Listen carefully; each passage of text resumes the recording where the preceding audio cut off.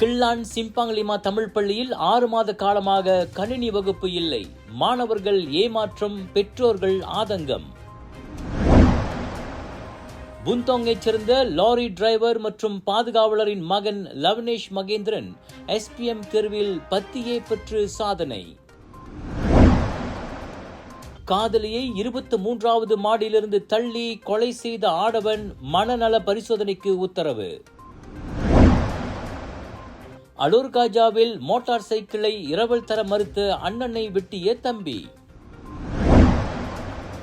கெடாவில் ராஜநாகம் தீண்டுவதிலிருந்து 74 வயது பெண்மணி உயிர் தப்பினார்.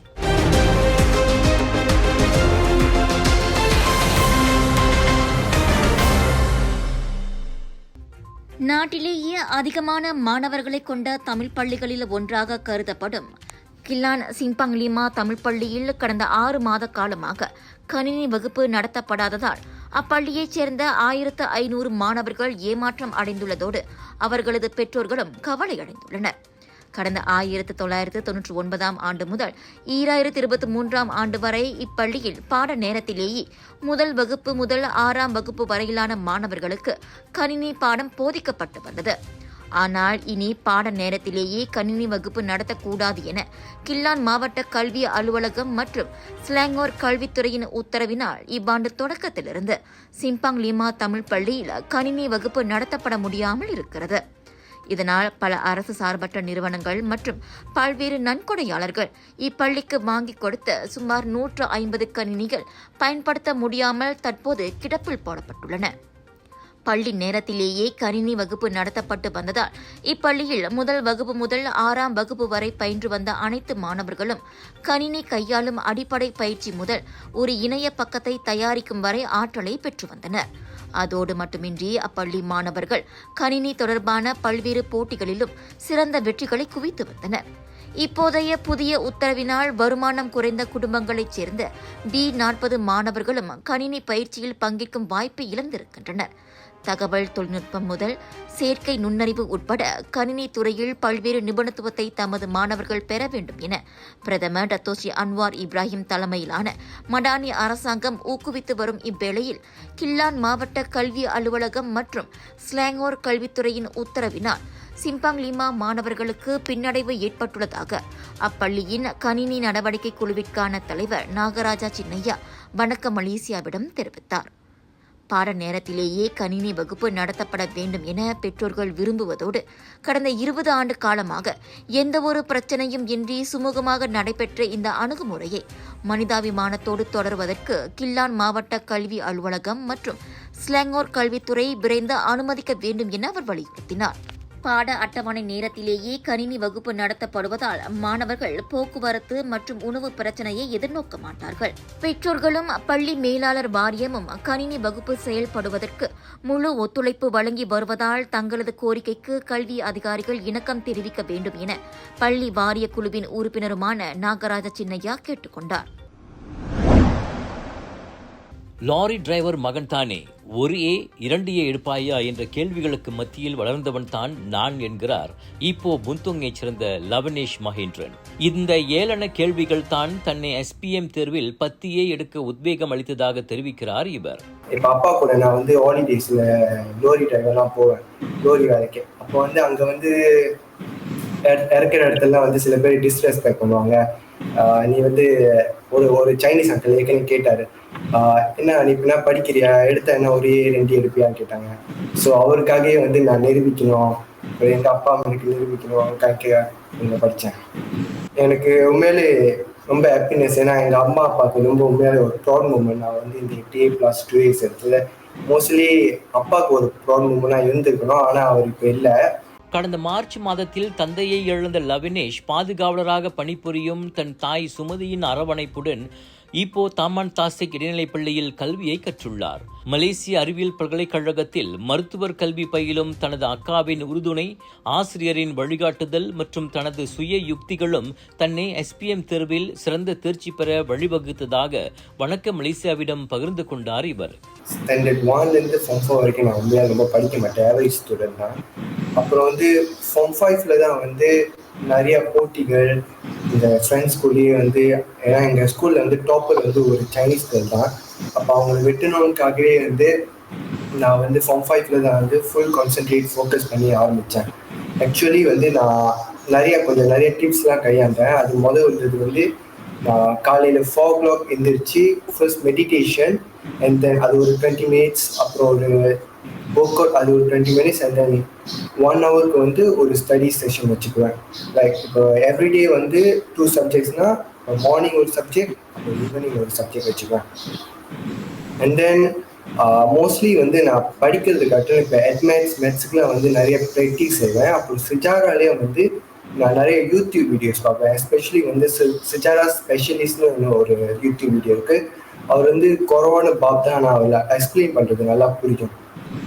ஒவ்வொரு மாணவரும் தங்கள் பெற்றோர் கடந்து வரும் கடின பாதைகளை சற்று கவனித்தாலே கல்வி கற்க வேண்டும், வாழ்க்கையில் முன்னேற வேண்டும் என்ற இலக்கை உறுதி செய்வார்கள் என்கிறார் 10 ஏக்களை பெற்ற லவினேஷ். அறிவியலில் அதிகம் ஆர்வம் கொண்டிருக்கும் லவினேஷ் எதிர்காலத்தில் பெட்ரோலிய பொறியியலாளராக வேண்டும் எனும் அவரின் லட்சியத்தை எட்டிப்பிடிக்க வணக்கம் மலேசியாவின் மனமார்ந்த வாழ்த்துகள். சுவாச பிரச்சனை, சளி, இருமலுக்கு உகந்த தீர்வு சைலஜா பேபி ஹெர்பல் கிரீம். துளசி, கரிஞ்சீரகம், கிராம்பு போன்ற மூலிகைகளால் கொண்டு தயாரிக்கப்பட்டுள்ள சைலஜா பேபி ஹெர்பல் கிரீம் உங்கள் குழந்தைக்கு சிறந்த தேர்வு. ஷாலாம் சத்தியாலாமில் தாய்லாந்தைச் சேர்ந்த தனது காதலியை அடுக்குமாடி வீட்டின் 23வது மாடியிலிருந்து கீழே தள்ளி கொலை செய்ததாக குற்றம் சாட்டப்பட்ட லாரி ஓட்டுநருக்கான மனநல பரிசோதனை 1 மாதத்திற்கு நீட்டிக்கப்பட்டுள்ளது. குற்றம் சாட்டப்பட்ட 37 வயது நாதனின் மனநிலையை பரிசோதிப்பதற்கு 1 மாத கால நீட்டிப்புக்கு பேராக் உலுகிந்தா தஞ்சோங் ரம்புத்தான் பஹாகியா மருத்துவமனையின் மருத்துவ நிபுணர் மனு செய்துள்ளார். குற்றம் சாட்டப்பட்டவரின் சார்பில் ஆஜரான வழக்கறிஞர் சிவநந்தன் ராகவா இதனை தெரிவித்தார். குற்றம் சாட்டப்பட்டவரின் மனநிலையை மதிப்பிடுவதற்கு மருத்துவருக்கு கூடுதல் அவகாசம் தேவைப்படுவதால் குற்றவியல் சட்டத்தின் 342வது விதியின் 4வது உட்பிரிவின் கீழ் இந்த நீட்டிப்பு அனுமதிக்கப்பட்டது. கடந்த பிப்ரவரி மாதம் 28ஆம் தேதி இரவு மணி 10:12 அளவில் சித்தியா ஆலாம் ஜலான் சித்தியா டாகாங்கில் உள்ள அடுக்குமாடி வீட்டில் மவிகா லும்யாயை கொலை செய்ததாக நாதன் குற்றச்சாட்டை எதிர்நோக்கியுள்ளார். உண்மையில் குற்றம் சாட்டப்பட்டவரின் மனநல அறிக்கையை வழங்க இன்று ஷாலாம் நீதிமன்றத்தில் மஜிஸ்ட்ரேட் முகமது ரெட்ஸா ஹசார் முன்னிலையில் வழக்கு நடைபெற்றிருக்க வேண்டும். எனினும் அது ஆகஸ்ட் 9ஆம் தேதிக்கு வழக்கு ஒத்திவைக்கப்பட்டுள்ளதாக சிவானந்தன் ராகவா தெரிவித்தார்.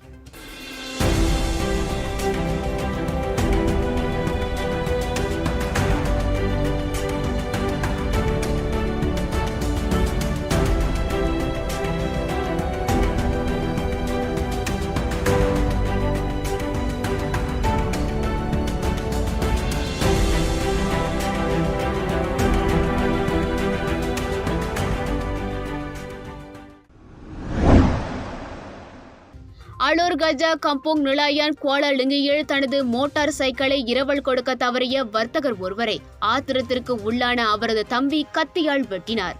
நேற்றிரவு 8:30 மணி அளவில் நடந்த அந்த சம்பவத்தில் இடது கையின் நரம்பு அறுத்ததால் 33 வயது ஆடவர் தனது 3 விரலும் செயல்பட முடியாத சூழ்நிலைக்கு உள்ளானார்.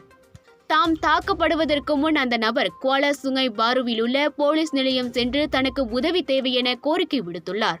துவா என்று அழைக்கப்படும் 27 வயதுடைய தனது தம்பி வீட்டில் வெறித்தனமாக கட்டையில் தாக்கியதோடு தனது மோட்டார் சைக்கிளையும் சேதப்படுத்தியதாக அலூர் கஜா போலீஸ் நிலையத்தின் தலைவர் சூப்பரிண்டென்டன்ட் அஷாரி அபு சமா தெரிவித்தார்.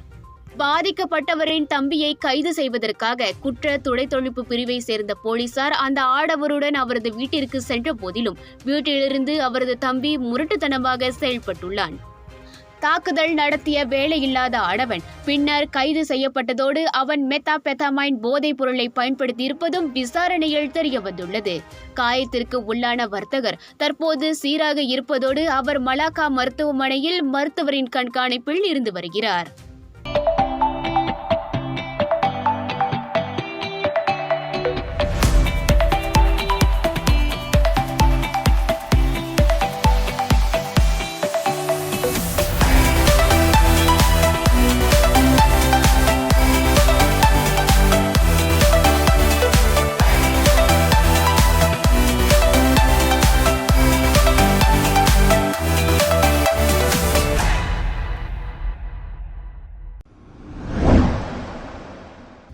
கடா சீக்கில் ஜெனியங்கில் கம்போங் புரோனா கானானில் கழிவறைக்கு சென்ற 74 வயது பெண்மணி ஒருவர் தெய்வாதீனமாக ராஜநாகம் தீண்டுவதிலிருந்து உயிர் தப்பினார்.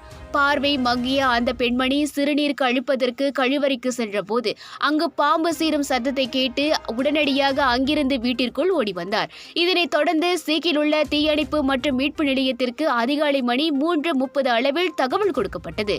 அவ்வீட்டிற்கு வந்த தீயணைப்பு வீரர்கள் சுமார் 2.3 மீட்டர் நீளமுள்ள ராஜநாகத்தை கண்டனர். தொடக்கத்தில் அந்த பாம்பு முரட்டுத்தனமாக செயல்பட்டதால் அதனை பிடிப்பதில் அவர்கள் சிரமத்தை எதிர்நோக்கினர். எனினும் பின்னர் லாபகமாக அவர்கள் அதனை பிடிப்பதில் வெற்றி பெற்றனர். தற்போது கடுமையான வறட்சியாக இருப்பதால் பாம்பு போன்ற ஊர்வனங்கள் குளிர்ச்சியாக இருக்கும் பகுதியில் ஊடுருவும் வாய்ப்பு இருப்பதால் வீடுகளில் கழிவறை மற்றும் குளியல் அறைகளை மிகவும் கவனமாக பயன்படுத்தும்படி தீயணைப்பு படையின் பேச்சாளர் ஒருவர் கேட்டுக்கொண்டார்.